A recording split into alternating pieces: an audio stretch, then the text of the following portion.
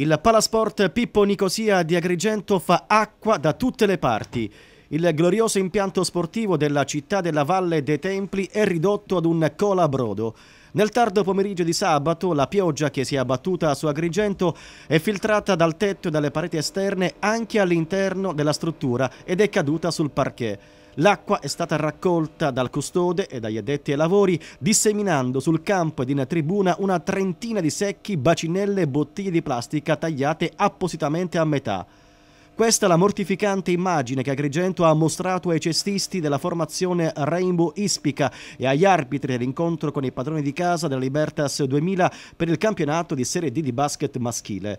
La partita ovviamente non è mai cominciata, è stata annullata e quasi certamente i biancoazzurri di coach Antonino Milioto avranno partita persa a tavolino e potrebbero anche subire una multa per l'inagibilità del palazzetto. Oltre il danno la beffa per la società del presidente Stefano Spampinato, che pochi giorni fa ha versato nelle casse del comune di Agrigento circa 800 euro per usufruire del Palasport Pippo Nicosia per gli allenamenti e le gare casalinghe.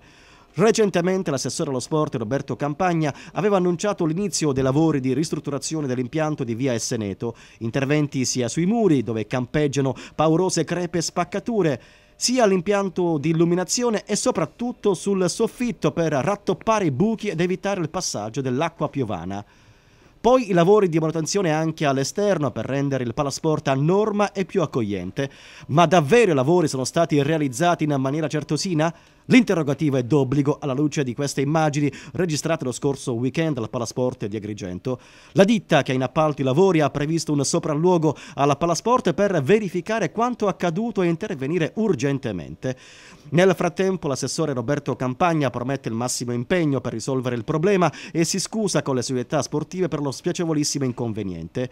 I carabinieri della compagnia di Agrigento starebbero effettuando un'indagine conoscitiva sull'agibilità della struttura dopo gli interventi di manutenzione. La notizia, la triste vicenda del Palasport Pippo Nicosia, ha fatto il giro della città ed è approdata anche nel municipio.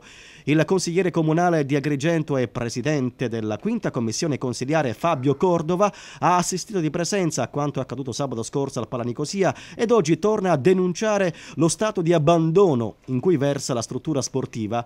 In particolare Cordova sottolinea la presenza di muffa e l'assenza di intonaco nei muri laterali, l'inagibilità del parquet reso scivoloso e pericoloso per gli atleti dall'usura del tempo e le precarie condizioni igienico-sanitarie in cui versano i bagni e gli spogliatoi. La questione Nicosia, annuncia Cordova, sarà occasione di incontro con l'amministrazione comunale e i rappresentanti delle società sportive per risolvere definitivamente il problema.